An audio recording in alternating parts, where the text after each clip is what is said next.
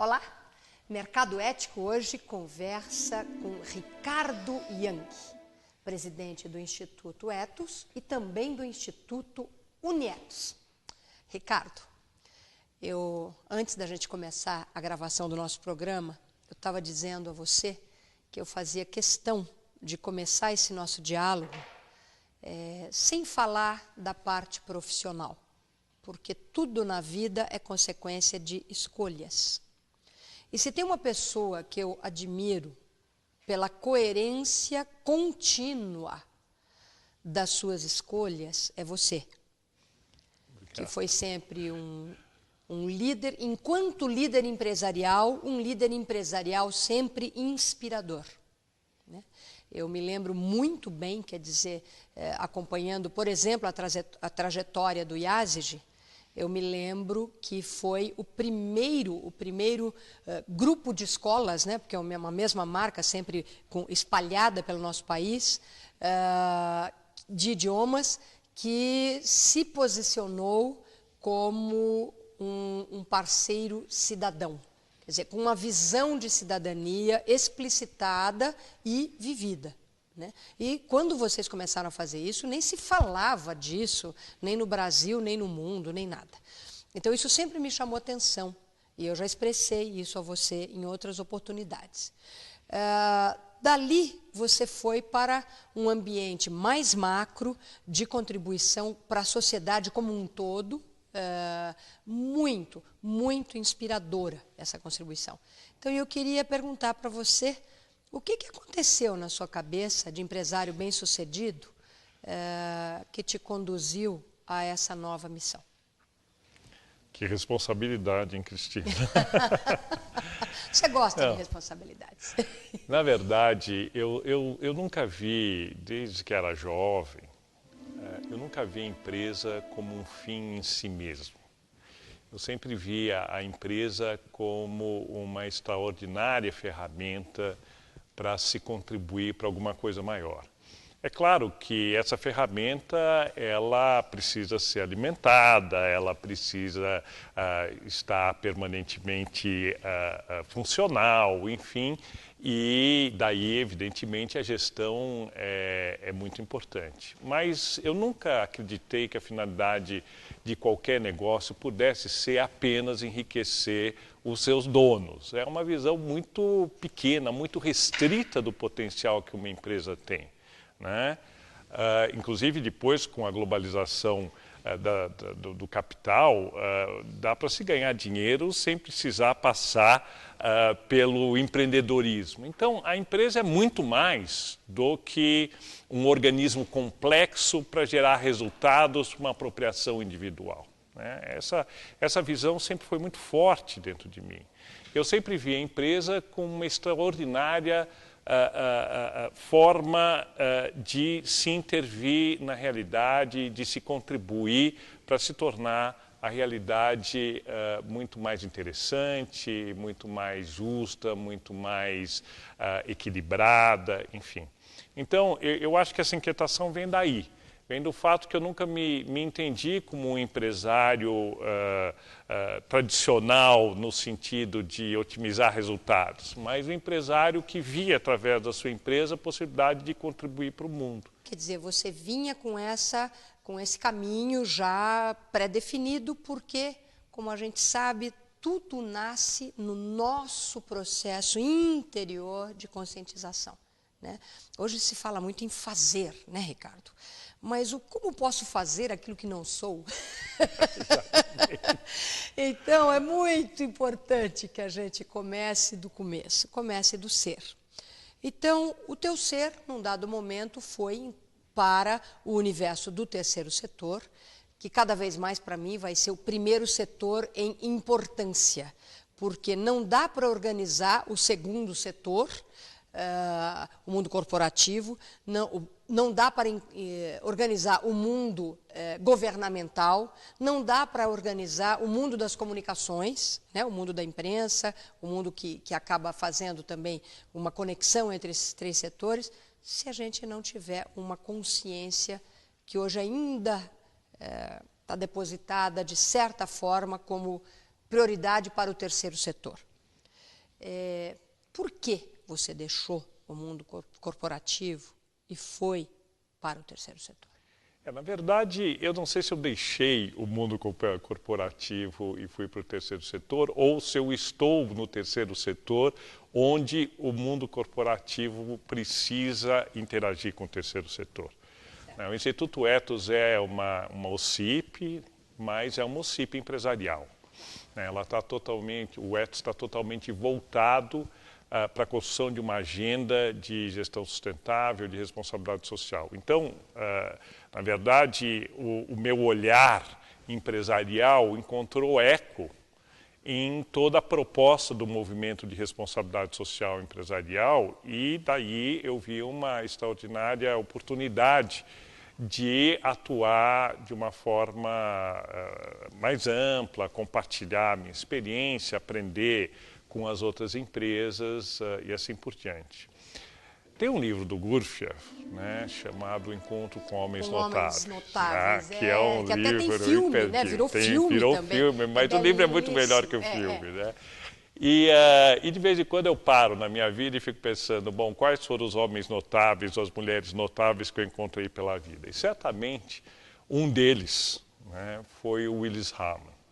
O Willis Harman foi um engenheiro eletrônico da Universidade de Stanford, um professor emérito, uma pessoa extraordinária, que num dado momento começou a olhar para as empresas e começou a dizer, escuta, as empresas precisam ser responsáveis pelo todo. Isso lá no início da década de 80. Eu me lembro que eu tive a felicidade de participar do encontro com Willis Harman e nós estávamos num retiro Quaker na Califórnia, no meio daquelas sequoias, daqueles pinheiros maravilhosos e tal, e perguntaram ao Willis Harman, o que te moveu para fundar a World Business Academy?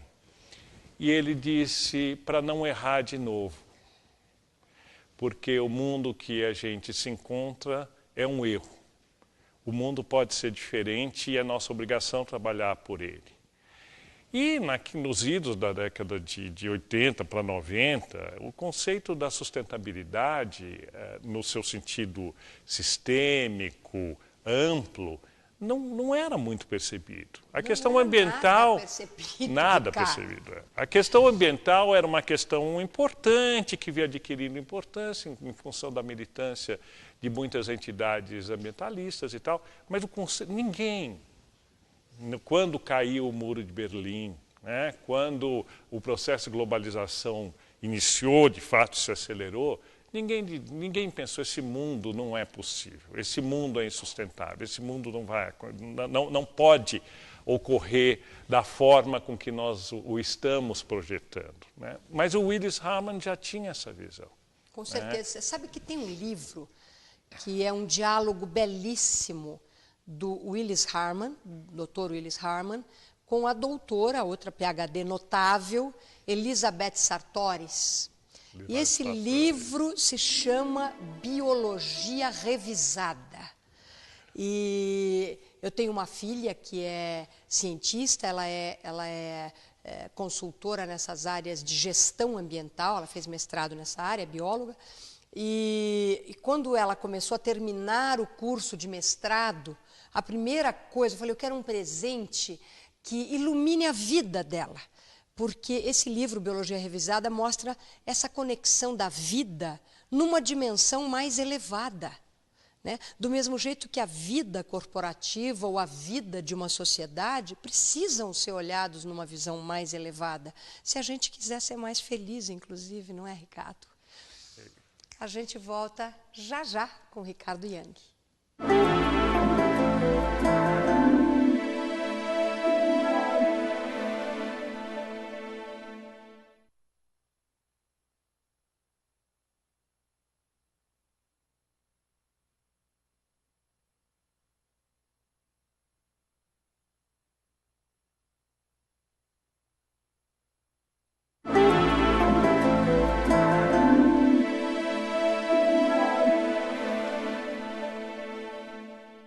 Ricardo, da mesma maneira em que a sua trajetória como líder, como indivíduo, como ser humano, veio num crescente de reverberação sobre a sociedade, sobre o mundo, não só o mundo corporativo, mas o mundo de um monte de gente que hoje está buscando ferramentas internas e externas para viver sustentabilidade.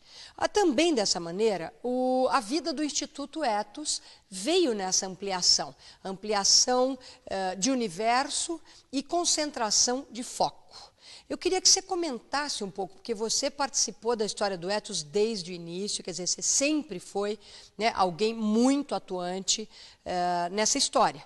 E o Ethos foi um desbravador deste ambiente de responsabilidade social e empresarial.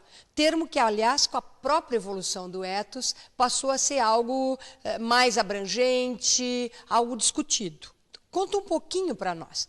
Só para vocês saberem, na próxima terça-feira se inicia a Conferência Internacional do Ethos, que já é uma tradição, é uma conferência da maior grandeza, da maior importância no nosso país e fora, até porque ela se chama internacional, não é por acaso.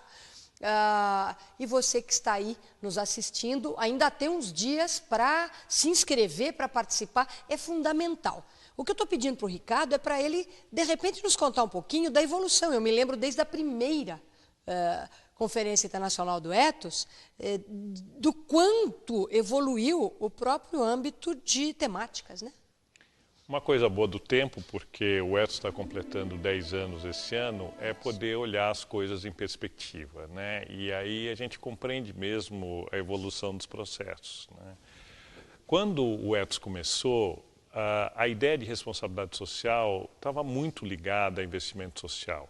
E num Brasil tão desigual quanto o nosso, o investimento social era fundamental, continua sendo fundamental. E os governos, na década de 90, tinham uma eficiência menor ainda nessa área. Então, era bastante desejável que as empresas se envolvessem com investimentos sociais. E foi assim que começou. Quando o Ethos começou, a tônica era investimento social privado. Mas, desde o início, o Ethos colocou um aspecto na sua missão que foi um pouco profético.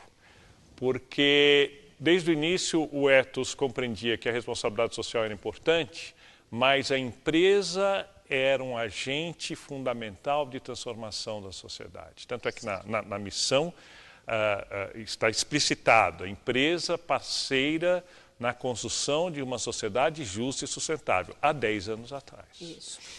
Aí, a partir do início da década de 2000, começaram a surgir as primeiras ferramentas de gestão sustentável, porque no início a visão era de investimento social privado. Em 99 ocorreu um acontecimento muito importante para o movimento de responsabilidade social, que foi o conceito de triple bottom line, né? Quer dizer, o resultado triplo que uma empresa só pode efetivamente contribuir para a sociedade se ela produz resultado econômico, social e ambiental. E a partir daí começaram a se criar várias ferramentas para a gestão socialmente responsável. Então nós podemos dizer que os primeiros anos da década de 2000 foram muito marcados pelas ferramentas. Foi daí que surgiram os indicadores Ethos, foi daí que surgiu o GRI, que é o balanço socioambiental. O IBASE se fortaleceu com a sua iniciativa do balanço social, a SA 8000, lançou-se a iniciativa da ISO 26000, né, de responsabilidade social, que está em construção. O índice Bovespa de sustentabilidade. Foi revolucionário no universo das bolsas, né? Exato. Quer dizer, então, surgiram várias iniciativas para poder se criar ferramentas de gestão socialmente responsável. O guia da governança corporativa. Guia da governança corporativa, enfim, né? Na verdade, quando nós olhamos em retrospectiva, quanto o universo da gestão não se enriqueceu com todas essas contribuições. E aí, as empresas começaram a entrar numa fase de buscar competência nessas mesmas ferramentas. Então, as empresas passaram a participar da iniciativa do Global Compact, tentar entender como é que podiam implantar os 10 princípios do Global Compact, começaram a confeccionar balanços sociais, a aplicar os indicadores ethos e assim por diante. Quando as empresas começaram a achar que estavam fazendo bem a lição de casa, veio uma nova questão, né? De que não adianta uma empresa ser socialmente responsável porque ela não é uma ilha. Se a cadeia de fornecedores e a cadeia de distribuição não for socialmente responsável. Então, passou a fazer parte das tarefas da empresa socialmente responsável contribuir para a melhoria da sua cadeia de fornecedores e da sua rede de distribuição. Aí, então, quesitos inimagináveis na década de 90, como explicitar em contratos que os fornecedores não usavam trabalho infantil na confecção dos seus produtos, que não usavam e não participavam de nenhuma cadeia onde se usava o trabalho análogo ao escravo, onde havia um comprometimento de transparência e ética no comprometimento dos contratos, tudo isso muito novo. Né? Muito novo. Então, as conferências do Ethos foram refletindo esses momentos, né, do movimento de responsabilidade social até 2006. Né? 2006 foi um ano emblemático. Eu acho que quando olharmos a história, o século XX terá sido marcado em todo o seu desdobramento pelos acontecimentos que culminaram em 2006, quando a humanidade finalmente percebeu que a questão do aquecimento global era a febre, né, da doença do modelo de desenvolvimento insustentável que nós vivemos. E aí se percebeu, de um lado, o risco, e do outro lado se percebeu a enorme oportunidade de inovações na direção da sustentabilidade. E a partir de 2006 começou a haver um novo impulso do mercado, onde empreendedores sociais e empreendedores privados, corporativos, começaram a buscar novos produtos, novos processos, novas formas que pudessem mitigar a questão do aquecimento global, mas sem esquecer a inclusão social e o combate à injustiça, à desigualdade social. Então, nós vivemos um momento muito rico, porque se num primeiro momento as empresas parecem um pouco perdidas, porque não deixa de ser muita areia para o caminhãozinho dos executivos hoje, né? Porque além de atingirem todas as metas corporativas, elas também precisam pensar na estratégia de sustentabilidade. Também é verdade que os executivos e as empresas nunca tiveram tantos recursos à sua disposição para fazer diferente. Para implementar. A gente vai voltar já com o Ricardo Yang e eu aproveito para pedir para você já ir anotando e refletindo sobre a pergunta que eu vou fazer para ele no próximo bloco. Por que é tão difícil compatibilizar as chamadas metas da empresa com a sua responsabilidade? Quais são as metas da sua empresa? Até já.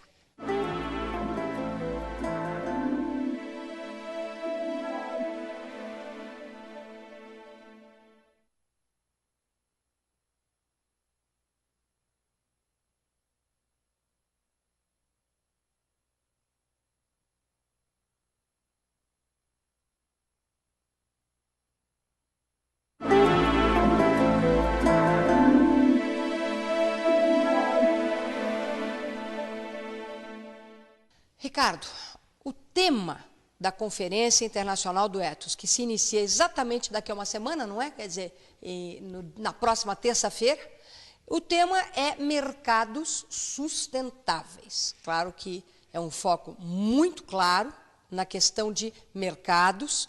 E aí vem essa pergunta, quer dizer, por que até agora, com todos os esforços que vêm sendo feitos de pares de todos os lados da sociedade civil, organizada, governos, mundo corporativo, ainda a gente não consegue ter mercados sustentáveis. Por que as metas das empresas estão sempre para o lado só do chamado bottom line financeiro? E aí a gente também precisa pensar na questão da responsabilidade social. As pessoas não entenderam ainda, Ricardo, que é tudo uma coisa só? Infelizmente, a história humana mostra que a humanidade se move pelo amor ou pelo medo, né? E a questão da sustentabilidade coloca um desafio para a sociedade como um todo. E as empresas podem fazer, e podem fazer muito, mas não farão o desenvolvimento sustentável sozinhas. Elas precisarão de políticas públicas adequadas, elas precisarão de novas formas de organização social, elas dependem de um outro diálogo que tem que se dar no seio da sociedade. E quando nós, na conferência, falamos em mercado sustentável, é justamente esse o desafio. Quer dizer, o que cada um dos setores deve fazer para que esse diálogo sobre a sustentabilidade possa ocorrer. Eu vou pegar um exemplo que o telespectador pode se identificar. A questão da inclusão das pessoas com deficiência, né? Muitas vezes as pessoas dizem, não, responsabilidade social depende de política pública. Existe política pública para a inclusão da pessoa deficiente. Existe uma lei. Lógico. Né? Mas as empresas não conseguem cumprir a lei. Por que não conseguem cumprir a lei? Porque mesmo que elas criem condições para a pessoa deficiente no espaço de trabalho, existe todo o processo anterior da vinda da pessoa para o local da empresa e posterior. Quer dizer, que depende de transporte, depende de infraestrutura urbana, depende de uma série de coisas. Então, é esse diálogo e nessa dimensão que nós precisamos fazer agora. E, obviamente, nós desejamos que esse diálogo se dê pela crença de que é possível um outro modelo de desenvolvimento, que é possível um outro estágio de felicidade.